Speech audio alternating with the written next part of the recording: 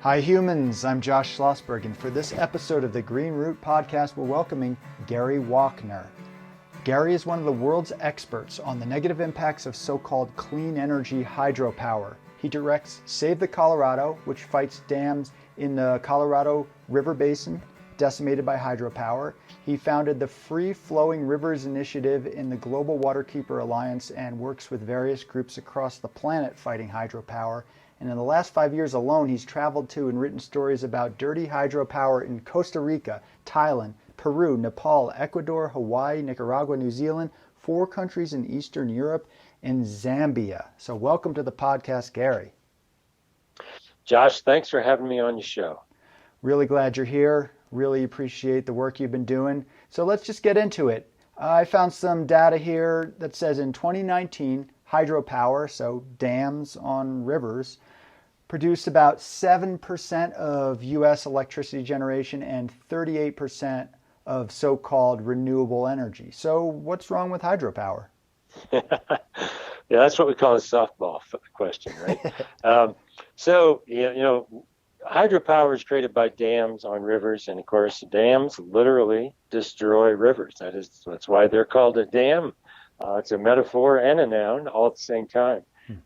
So just about everything that could go wrong with the dam being on a river does. They block fish passage. They block sediment, which is important for river health. They completely change the temperature of rivers. Sometimes they're purposely and solely designed to drain water out of rivers, and they do that in dramatic fashion across the planet. One of the big things that's wrong with dams that produce hydropower, though, is because they also create greenhouse gas emissions. And it's somewhat of a little known issue. It's created a lot of attention over the last decade. Hydropower dams create greenhouse gas emissions because they flood landscapes that have vegetation growing on them, and this is worse in warmer landscapes, especially in the tropics. And as the dam water goes up, as the water in the reservoir goes up and down, it refloods the vegetation, which then grows back and floods and dies, and grows back and floods and dies.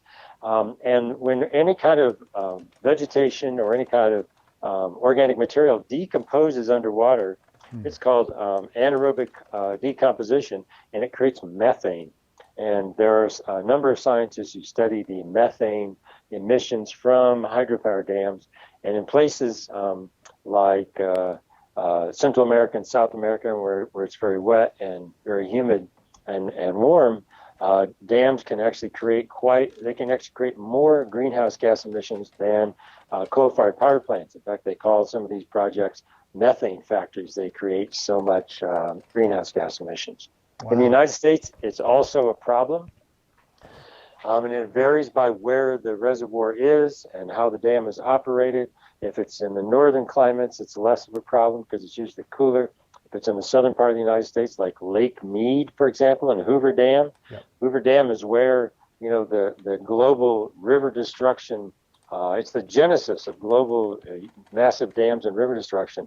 Hoover Dam and the hydropower plant there creates about the same amount of methane, greenhouse gas emissions as a coal-fired power plant that would produce the same amount of electricity.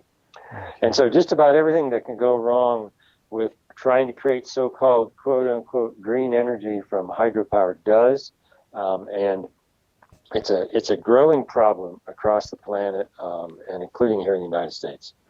Okay, so other than that minor issue of climate change, what about fish stuff? Didn't they fix everything with fish stuff? Didn't they install some fish ladders and therefore everything's fine with fish, right? There are ways to create dams and hydropower that are better for fish than worse for fish. Most hydropower dams do not have fish ladders on them, or the fish ladders don't work very well.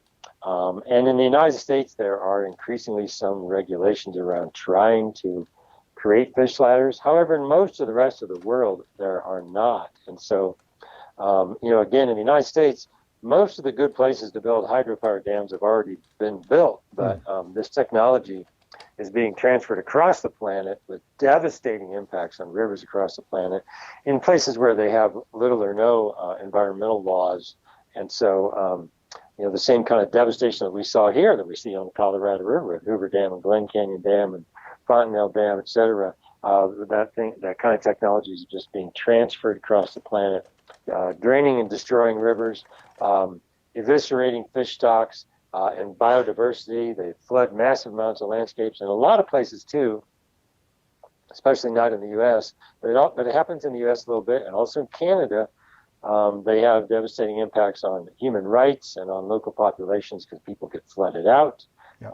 And they get forced to move. And so there's massive problems with this so-called green energy or clean energy concept. Yeah. Thanks for explaining all of that. So you have a lot of focus on the Colorado River. You've worked on lots of different rivers, of course, but we're here in Colorado. I've spent a lot of time in the Southwest, hung out around the banks of the Colorado River. I've read a bit, researched a bit.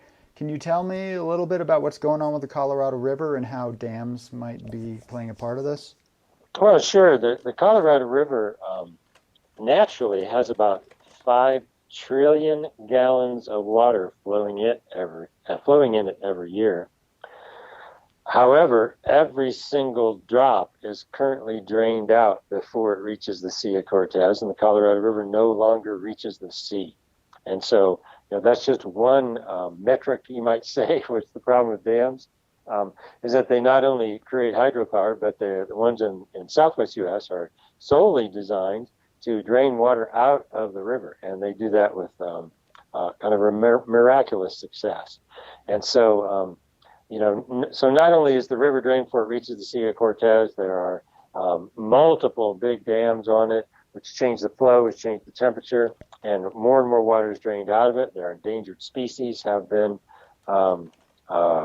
created because so much water has been drained out of the river, and because the river, the type of water in the river has changed so much. Just as one example, if you go to the bottom of the Grand Canyon, the river will be fairly clear and kind of green looking, mm-hmm. especially if it hasn't rained for a while. Well, the water in the Grand Canyon is supposed to be brown and muddy. Right. The reason it's not brown and muddy is because all the mud and the sediment is stopped at Glen Canyon Dam upstream. And so it's a completely different river ecosystem with different fish that survive and thrive in there as opposed to what was naturally there. And so, just dams wreak havoc on ecosystems. And the Colorado River, as I said earlier, Hoover Dam was the first cut. It was the first big hydropower project on the planet, and the technology is being transferred across the planet rapidly as we speak. Yeah, that's really fascinating. And like I said, I know a little bit about this stuff, but I'm still learning a lot, and I hope folks who are listening are as well. Because it's funny about what you say regarding the Grand Canyon. So you look down at the water, oh, it's clear. It used to be muddy. Yay, we improved it. Team Human, we're fixing nature. But you're saying that is actually not how the ecosystem is supposed to be functioning. Now, the water that comes out of Glen Canyon Dam is cold and clear. It comes out near the bottom of the dam. And cold water and clear water is a very completely different ecosystem than the warmer brown water, muddy water that used to flow in the Colorado River. So it might look pretty, but it is not in any way natural, or it is not in any way, good for a native ecosystem. So I spent a tiny bit of time on the shores of Lake Powell last year, or maybe it was 2 years ago.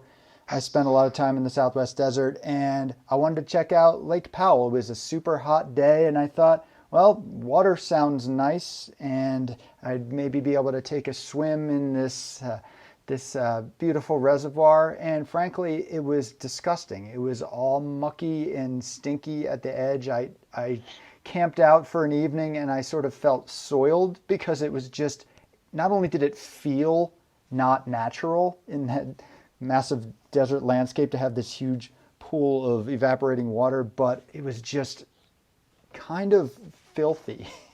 And maybe you can talk a little bit about the history of the Glen Canyon Dam and maybe even work a little bit at Abbey into it? Yeah, well, what you kind of experience is in a lot of the canyons that sort of lead you down to Lake Powell, you get just this sort of slack water, kind of backwater, where lots of muck, lots of debris, lots of just garbage that people throw in the lake just kind of goes to the edge of the lake and just kind of floats up into these sort of backwater canyons. And so you probably ran into that. It can be pretty disgusting at some points. Glen Canyon used to be one of the most beautiful canyons in the world, as people would talk about it. The place no one knew. There was a famous book written about it. And of course, it was flooded by the Glen Canyon Dam. It started I think they finished flooding that, or they started in the 60s, and it finally filled up sometime in the late 80s, as I recall. And so it was also one of the, classic fights of the American environmental movement, one of kind of the defining moments.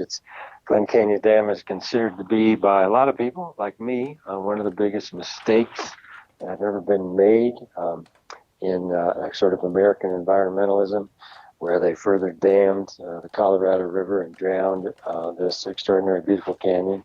And then fundamentally, which people don't often know or talk about, just had devastating ecological impacts on the Grand Canyon. Again, the Grand Canyon is supposed to have muddy, warm water in it. It's supposed to have a flow regime where it goes way up in the spring and summer when all the snow melts, and it goes down in the winter. And of course, now it's a steady, cold, clear flow out of the bottom of Glen Canyon Dam for the most part. So it's completely changed, the ecosystem there in the river, in the canyon, and in both canyons.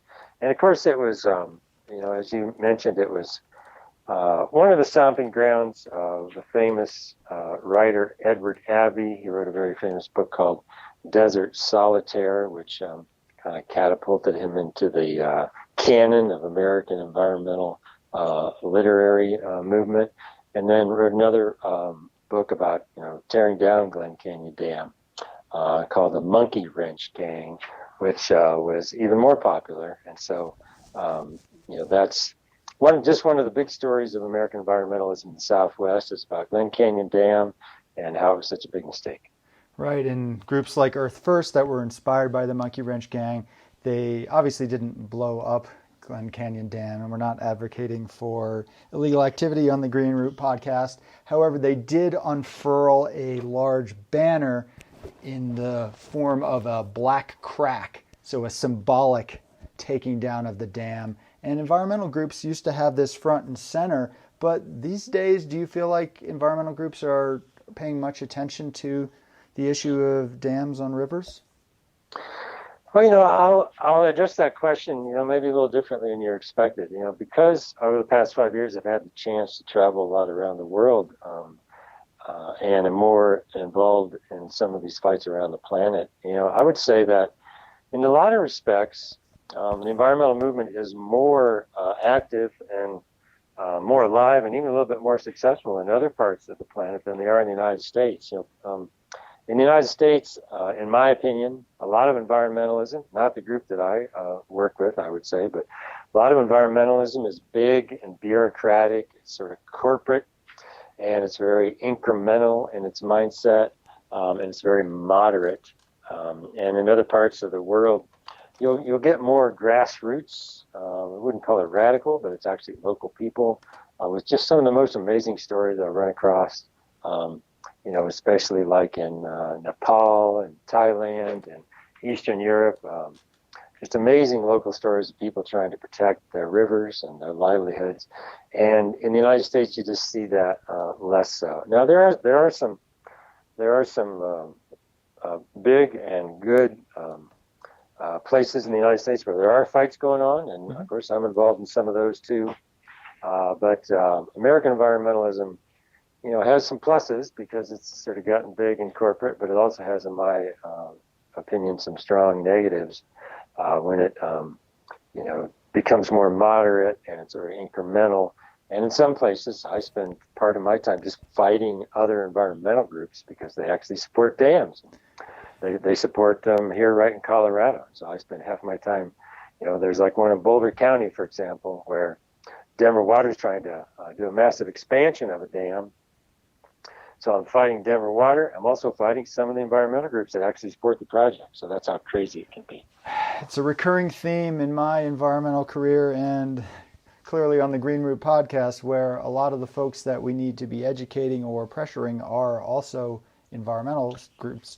And they're environmentalists, and I think a lot of them are well-meaning, but clearly a lot of what they're advocating for is not helping the natural world, and that's really unfortunate. So what do you think about it was the lawsuit to declare the Colorado River having intrinsic rights of its own? Yeah, that was fascinating, and I was, very aware of that from the get-go. I thought that they were trying to create a rights of nature movement on the Colorado River and give the Colorado River itself a legal right to exist. And so I knew the attorney and knew the plaintiffs, and it was a fascinating legal exercise. They got a whole lot of media attention, which I think was very useful and very important, brought a lot of awareness to the issue. And they finally dropped it because the attorney was getting threatened to get sanctions against him. And so, it ended finally, but I was kind of behind the scenes rooting for it and just rooting for the amazing story they were going to tell. I mean, I like to say this in Colorado as an example. Rivers have no right to exist. And I'm very active on the Cache La Puta River in Fort Collins, and I'll tell people, the farmers in the cities, and especially the farmers, can do what they call sweep the river, which means take every single drop out of it. They'll drain it bone dry. And so the river has no right to exist. But if there's water in the river, it's illegal to go down to the river and dump a can of gasoline in the river because you're actually polluting the water. But the river itself, an ecosystem, has no right to exist. And so, that varies a little bit. There are some places where there are some rights around water and rivers and the species in the rivers, but it's very small and very incremental, whereas rivers themselves and ecosystems themselves often have no right to exist at all in the state of Colorado and Southwest United States. Sure. So what would be a more effective way to deal with this situation if it's not getting people to accept that nature has a right to exist, which I believe in, and I think a lot of people believe in, but getting the legal structure to recognize that might be a long haul? Well, I mean, I want to be clear that I'm not trying to be a buzzkill, but I want to be clear that we do have laws, and again, I've been able to travel a lot around the world and look at various different laws in different countries. America has some of the better laws.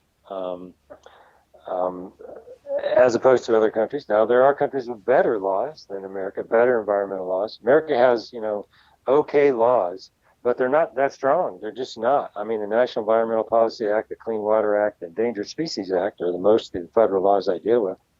And they're not that strong. They mostly regulate the amount of destruction.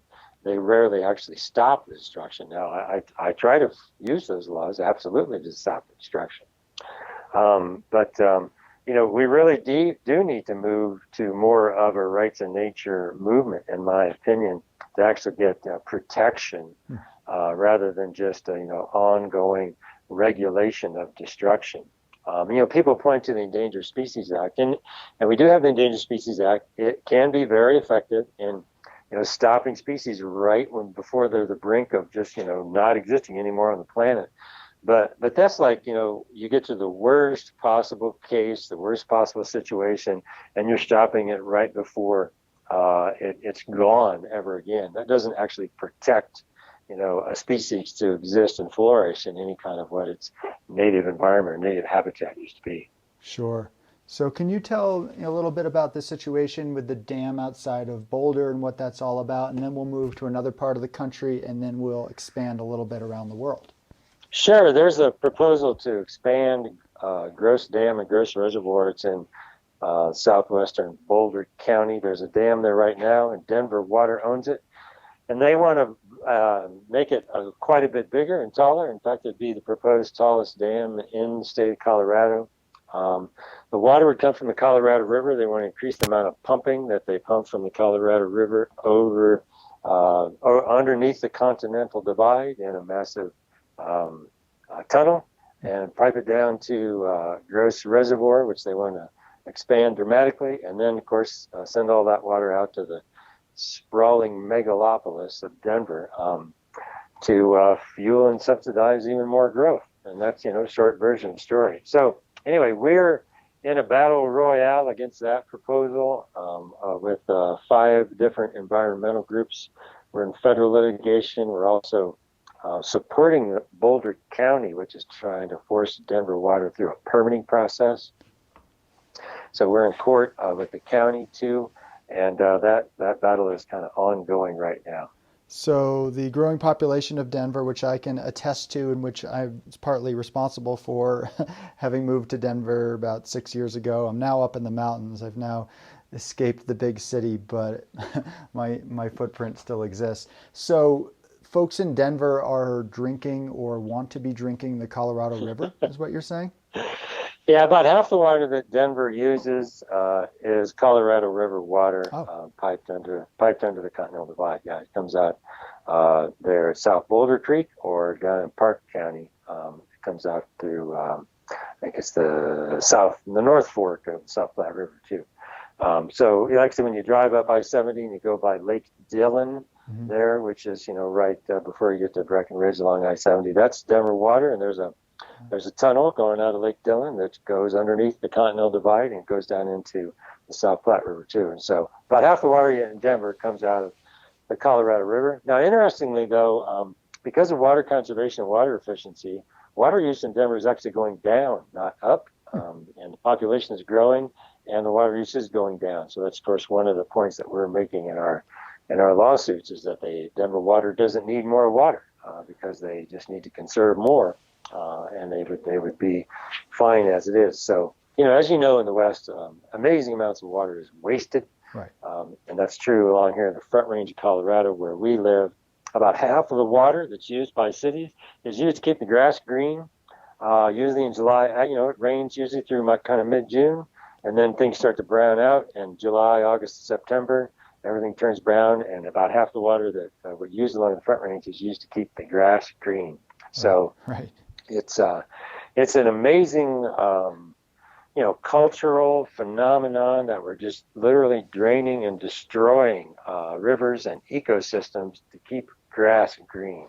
That's pretty darn awful. And I didn't actually realize that Denver was currently siphoning off the Colorado. So that's on me for not knowing that. So thanks for letting me know. I suppose it is a positive thing in that despite the population spike here in Denver, these efficiency measures are actually reducing things. That's an excellent thing. But does that mean, so that means we can just have pretty much everyone in the country can just move into Denver then, right? Because all we have to do is conserve a little bit of water and we're good. Well, conservation certainly helps. They can also buy water from farmers. The cities can buy water from farmers, and they do that all the time. That's another source of water. Of course, the big kahuna is population growth, though. At some point, they might run out of water to conserve. And so, the growth is just sort of crazy. And, if we want to use that as kind of a launching point around the Southwest U.S. and the Colorado River, of course, there's rapid population growth in Utah, which is trying to build a huge project, dam project to drain more water out of the Colorado River. There's rapid population growth in Nevada, which is trying to build a big project. And of course, California continues to grow and grow too. And so, as does Arizona. So, conservation can make a big difference, and also buying water from farmers can make a big difference. But, those are the 3 levers you can pull on. You can either conserve water, you can buy the water from farmers, or you can further drain and destroy rivers. And we're trying to keep them from further draining and destroying rivers. So there's limits to these dry climates as to how many people can really exist out here. I had an idea for years, and it's not caught on, but basically Colorado doesn't have any stories about why you shouldn't move to Colorado. So for instance, I used to live in Vermont, which we'll get to in a minute. So I would tell everyone, yeah, you don't want to move to Vermont. It snows all the time. It's negative 100 degrees pretty much every day in the winter. You'll probably die if you come here. You should probably not move to Vermont. And then when I lived in Oregon, it's like, it rains every day. In Oregon, it's constant flooding. You get no vitamin D, so everyone gets depressed and kills themselves. You shouldn't move to Oregon. So we had some nice lies in place to keep people out. But here in Colorado, what are you going to say? Oh, it's too sunny and beautiful. The closest I've come to is you have a higher incidence of skin cancer, but that's not really enough to keep people out. So do you have any recommendations? Here's something to think about. Wyoming to the north of us and New Mexico to the south of us, neither one of those are growing, and their populations have been mostly stable for the last few decades. Colorado is a very different beast, as is Utah and Nevada, both of which are growing, and Arizona. And it's mostly because just there's a growth mindset. I call them the growth machine. It's the real estate industry. And the development industry just over time kind of takes over local and state politics and just turns the entire state into a real estate development, which is constantly promoting itself, constantly trying to grow, sell, and just constantly cramming more and more people into tighter and tighter space. And, as you know, living along Front Range, Colorado, you called it a growth spike earlier. I mean, the population growth is dramatic. It's not just negatively impacting the rivers, but it's negatively impacting, all outdoor recreation experiences. I mean, trailheads are packed, trails are packed with people. Wildlife is being run off just from so many people, whether they're hiking or biking or on four-wheelers or whatever. It's just an ongoing problem, and I would just, for lack of a better word, call it the growth machine, and just the development industry. Once it sinks its claws into the political apparatus, and here it's not only sunk its claws in, it owns the political apparatus. In Colorado, you never hear Democrats or Republicans talk about slowing or stopping growth. I mean, fueling and subsidizing growth and supporting growth is like, people say we live in these horrible times of partisanship where everything is like, Democrats versus Republicans. Well, they all love growth. And so no one ever talks about trying to slow or stop growth. Yeah, that's an excellent point. I've been calling Colorado Cali-rado because it's becoming like California. And again, who am I? I come in, 6 years ago into the state, so I acknowledge I'm part of the problem. I didn't realize it was this huge wave. I came right before the wave because I wanted to move out back west, and I had an uncle out here, so I checked it out. And I was like, yeah, this is the place for me. It's got a city, it's got some cool stuff going on, and it's got some amazing natural scenery, and then access to the rest of the Southwest. And then the flood hit, and I was like, oh man, what did I do? And I noticed that with the trails. I go hiking every week. Basically, I do these very obscure hikes. I study the maps to find these trailheads that are barely there that people don't even know about to avoid people. And even my little obscure spots, noticing more and more there are folks that are finding them. So I'm not pretending that I'm pure. I don't think it's about that. I think we are all part of the problem, but we've got to acknowledge what's going on. So let's move a little bit a fair amount to the Northeast, to Vermont. And I'll set this up by saying I used to live in Vermont for many years. I think I've lived there a total of 10 years total or something like that. Went to college there. More recently, the city of Burlington had declared that they're 100% renewable energy. And it's like, wow. And there were all these stories about it. It's like, they did it. This is the model. Then you look a little closer, and I knew about it at the time, of course, but I was trying to show other people. It's like, well, where are they getting their, quote, renewable energy from? Well, one, it's from a massive biomass, as in tree burning polluting facility called the McNeil Generating Facility, and that's a lot of their, quote, renewable energy. And then the rest of it is from a dam on the Quebec River, I believe. And you are pretty familiar with stuff that's going on up in regards to that. And I'll just read a headline for an article that you sent me from The Guardian. It says, U.S. demand for clean energy destroying Canada's environment indigenous peoples say. So there's a lot in that headline. Do you want to talk a little bit about that? Sure. Just a little aside too. Early on in Bernie Sanders's presidential election, he was talking about, one of his ads was talking about renewable energy, and he had a picture of a dam in Vermont. I thought that was kind of interesting, and I tried to communicate with the campaign and say, dams are killing rivers. They're not good examples of renewable energy. But the Northeast United States gets a lot of its electricity from hydropower dams in Quebec. And there's just massive problems going up in Quebec right now where there's, they call them mega dams are being built, all towards the idea of shipping electricity through massive transmission lines down through Vermont and Maine, down to New York City and just the East Coast, causing huge problems on rivers in Quebec, including extraordinary negative impacts to indigenous First Peoples populations up there that depend on the rivers for survival. One of the big things that happens, there's a dam there that's called Muskrat Falls in Quebec, where most of the First Peoples are against it because as it floods the landscape, it causes mercury, it's called methyl mercury, to come out of the soil, and it poisons the water and gets into fish, and so it fundamentally changes, just the health of eating fish, which the communities thrive and survive on. So, there's this concept that hydropower is clean or green is not just wrong; it's dangerous. It's not just dangerous for the rivers and the environment, is dangerous for people in many places too. And, I guess the bottom line, which is a story I think you're familiar with, there are just so many people and so many people wanting energy, and there is no such thing as, perfectly clean, renewable energy. There's going to be negative impacts with everything. You just, of course, mentioned biofuel. Hydropower has significant negative impacts. Solar has negative impacts. Wind has negative impacts. And of course, fossil fuels have negative impacts. Mm-hmm. And so at some point, we have to bring up the concept that you brought up earlier, which is just about limits. What are the limits to growth, and what are the limits to the amount of, people that we can have on the planet, especially the amount of people that you can have in industrialized countries that are super high consumers and super high emitters.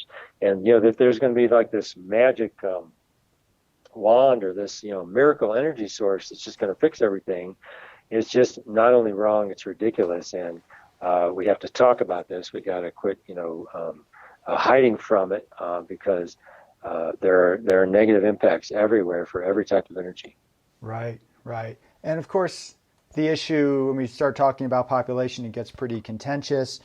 I think it's clear we're talking about consumption. It's consumption times the number of consumers. I don't think that a responsible environmentalist can completely avoid that question. Of course, it's a very sensitive topic, and there have been issues in the past, and there's certainly folks who do utilize population arguments because of racism. But I would say the vast majority of folks who are concerned about the number of consumers on the planet are not coming from a racist perspective, and none of them are, of course, advocating for eugenics or murdering people. So if we were to take a look at the population issue over time, what would be some of those ways of dealing with population? Well, the old school formula is called I equals PAT. Impact equals population times affluence times technology. Mm-hmm. And, the modern environmental movement almost, in terms of energy especially, almost solely focuses on the T, technology. They're just trying to change the technology. But because affluence, or just the amount of consumption, still remains very high. And of course, it's very high in places like the United States. And the population still remains very high. It's growing, by 224,000 people a day in the planet. And it's also growing rapidly in the United States. The population keeps going up. And so, I think you have to look at every bit of the equation. You got to look at the population, you got to look at the affluence, and you got to look at the technology. And I think if we're going to be, honest environmentalists, we have to face that and look at all three. And so, I don't have the answer per se, But one of the things I've tried to do the last couple of years, I started writing about growth more and population more, is to start the conversation so we can all start talking about rather than hiding from it. Because, you can't fix what you refuse to see. And if you're refusing to see the problem of population growth or refusing to see the problem of affluence, you can mess with technology all you want, but you're not going to fix these problems.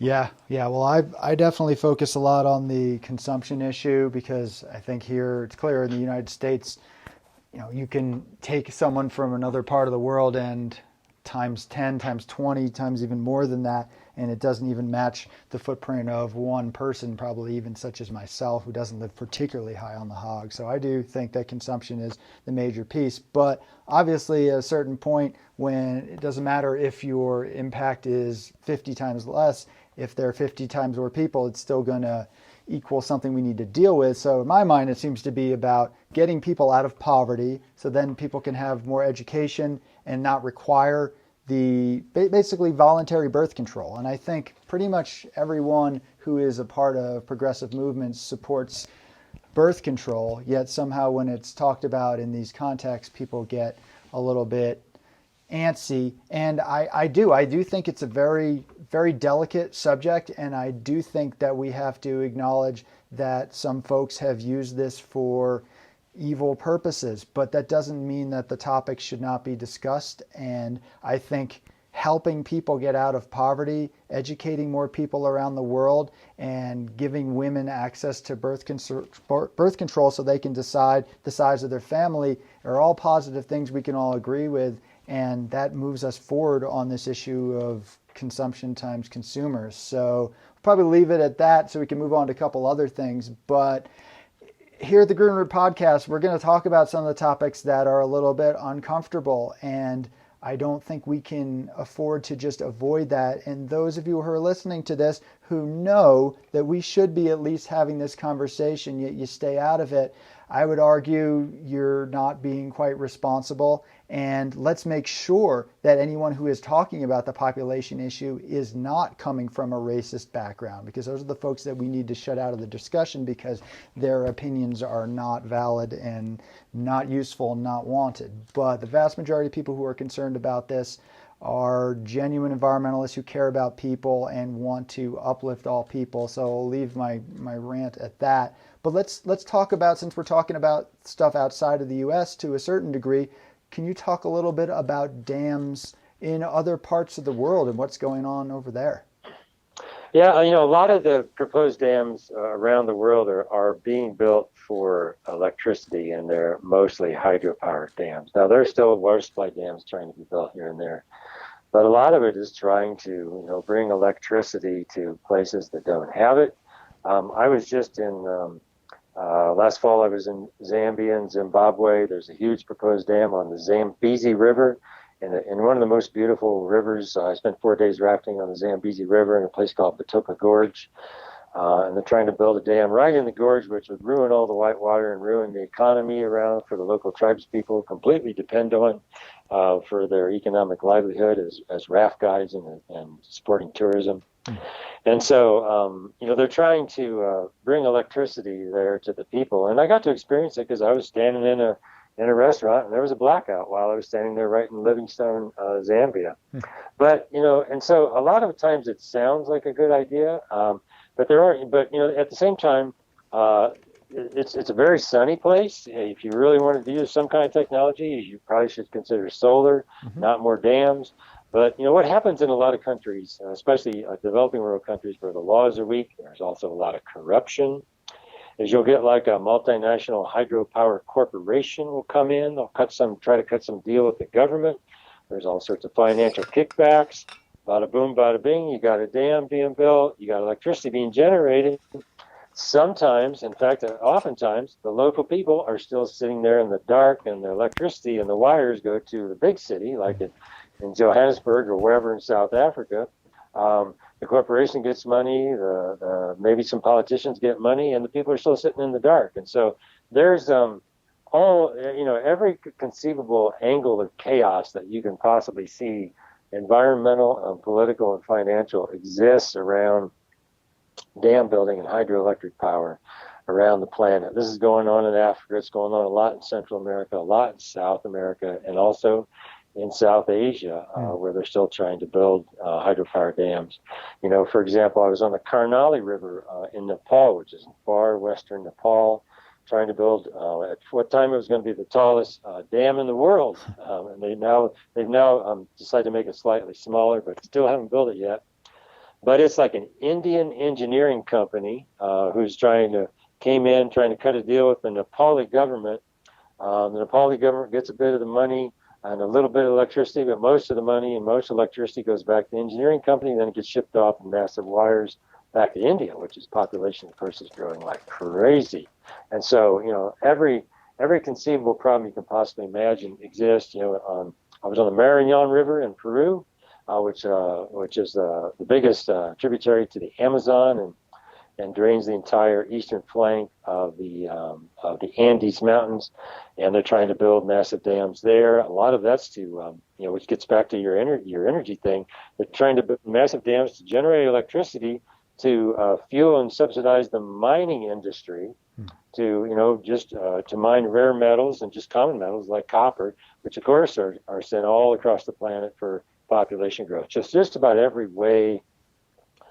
crazy way that hydroelectric power and electricity can tie into the political, economic, and financial system. It happens around the planet. That's fascinating. It seems like common threads in all these parts of the world. It's a very similar thing going on. Would you say that ecotourism, you mentioned that briefly, do you think that's a worthwhile thing to put out there in terms of you let these rivers run free, that can be a sustainable source of income for folks coming in to do rafting and just enjoying the river? Yeah, it can certainly help. In some places, the story is very compelling.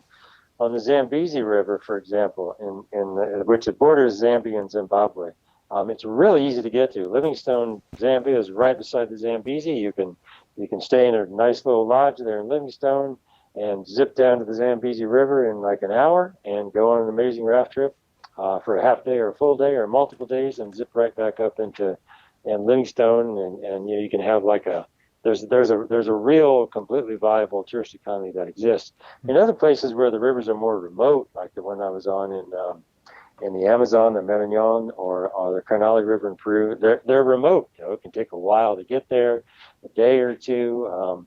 You got to be on the river for multiple days because there's no place to take in and out, and it's harder in those places to create like a viable ecotourism economy that can actually provide a fair amount of money. Now there's still people trying to do it, and you can still do it. And so it varies on where you're at, whether ecotourism, I think, can make a lot of sense and really be effective. And then, of course, you can get to other places, like here in the United States, where you can sometimes get so much ecotourism that it is also a devastating environmental impact and can overrun the economy and the local environment. So, things. There's never like a simple answer or a silver bullet anywhere. It always varies in terms of what makes the most sense. You mean there's not a one-size-fits-all solution? Come on. That's a good way of putting it, yeah. So in some cases, though, aren't dams built to prevent flooding and to keep people safe? Yes, and they do prevent flooding and do keep people safe. However, if people are living in a floodplain, that was probably the first part of the problem that we should be thinking about. And you see that along the Front Range of Colorado too. I mean, vast amounts of money are, like the cities along the Front Range of Colorado, they spend vast amounts of money on their stormwater management, which is like trying to channel every bit of the flood water that comes through and get it in the river and get it downstream as fast as possible. Where the whole problem is that people have been allowed to build in floodplains. 100-year floodplains, it's very uncommon that things are built in floodplains. And that goes on around the rest of the world even more so. So rivers are alive. They're natural things. And sometimes they flow really high and sometimes they flow really low. The smartest thing to do is to get out of the way and don't build your house where if you have a choice not to, don't build your house in a floodplain. And we're also seeing examples quite the exact opposite. We just saw this in Michigan. We've seen other parts around the world where dams can break too, and then everything that's below downstream of the dam gets flooded out. And so again, what might seem like a miracle cure at one time can also be a dramatic problem in another. Right. Well, it's like when folks here in Colorado and throughout the West building homes deep into the forest and then wildfires happen. It's like, well, you're in a place where wildfires happen. So it's like you build a house in a floodplain, stuff gets flooded. So back in Vermont where I was living, we had this massive flood. I believe it was 2012, I can't remember. And then the year after, Colorado had a very similar situation. And that's when you live at the foot of mountains, when you live right on the edge of all these watersheds, shit happens sometimes. It's unfortunate, but I had this vision, if I could redo civilization, there's a lot of things I would do differently, but one of the things would be doing instead of, which is all of civilization, we build our cities and communities alongside rivers and our lakes and stuff like that. Instead, I would push them away, not just to avoid flooding and stuff like that, but to keep them pristine. So if anyone wants to join my campaign to reverse time and fix that, email me, I guess. But let's talk a little bit, just possibly some things that you might support in the world of hydro and you might not, but I just want to toss out a couple things out there and then we'll finish up. So what about microhydro? What do you think about that? Yeah, there are some concepts out there that can make a difference. Microhydro is one of those. You can actually put hydroelectric turbines directly in streams. That can make a difference. You can also put them in pipes and ditches. So there are ways to generate electricity using water that aren't as bad as others. Generally I would say, though, that hydropower is one of the more destructive of the so-called clean energies because it drains and destroys rivers. One of the other things you often hear about, something called pumped hydropower storage, where they actually try to take water out of a river or a lake. They pump it uphill during the daytime, which it can be, or during the nighttime when electricity rates are really low, and then they run it downhill through electric turbines when the electric rates are higher, and they can actually make money. And there are private companies that do this. They can make money by the difference between the price it costs to bump it up and the amount of money you made when it was running down in the daytime when people are using electricity. And so, those kinds of ideas are out there too. There's a lot of ways to make electricity. They're all going to have some kind of impact. I think the hydropower is ranks right up there as one of the worst ways, in my opinion. In some places, it's actually worse than fossil fuels in terms of the amount of climate change emissions that it creates. Sure, and water is so precious for so many different reasons. Messing around in there is something we need to be really careful of, and making sure it's doing more good than harm. It seems like in most cases it's doing more harm than good, and some of these smaller scale things probably do have some impacts. The question is, are they more than literal drops in the bucket or not? The pipes thing, I've been hearing about that for years. It's the same story about Portland, Oregon, and I don't know if it's really expanded much, but I'm interested in those community scale aspects, and maybe that stuff communities can do. But at a certain point, there's only so much you can do regarding that if we don't take a look at infinite growth. But let's finish this up by talking about, where would you say are the best candidates for dam removal? Well, there's a fair amount of dam removal going on in the United States. I think there were somewhere around 100 dams removed last year. There's been, 2 removed up on the Cache-la-Poudre River that I've been involved in. So there's a lot of small, just kind of relic dams around the United States that should be removed and can be removed and aren't any function whatsoever. A lot of dams were built 150 years ago, and they're just sitting there clogging a river, and they don't generate electricity anymore. They don't do anything but just clog rivers. And so there's a lot of opportunities to make rivers more free flowing in the United States. My organization, Save the Colorado, we filed a lawsuit against the Glen Canyon Dam, and they're actually trying to force the federal government to consider removing that one. And so, of course, that's a big epic battle as opposed to like a small battle. So there's a lot of opportunity. Really sort of the sky is the limit in terms of dam removal. What usually is what holds it back is just the amount of money it costs, because it can cost money to remove a dam, because there's a lot of work you got to do to get the cement out. You got to do something with all the cement or all the sediment, and there's just a massive construction effort. So what holds back a lot of dams being removed is just financial reality. Well, they're jobs, right? And we need jobs right now in this post-COVID world. So maybe that's a good place to put people to work. Those would be green jobs too. Yep, ripping out roads and national forests and going to town on some of these dams. That sounds like a good plan to me. Well, thanks so much, Gary, for taking the time to be on the podcast, and thanks so much for your work. Yeah, thank you, Josh. I'm a fan of your podcast and all you've done, and so thanks for having me on. Absolutely.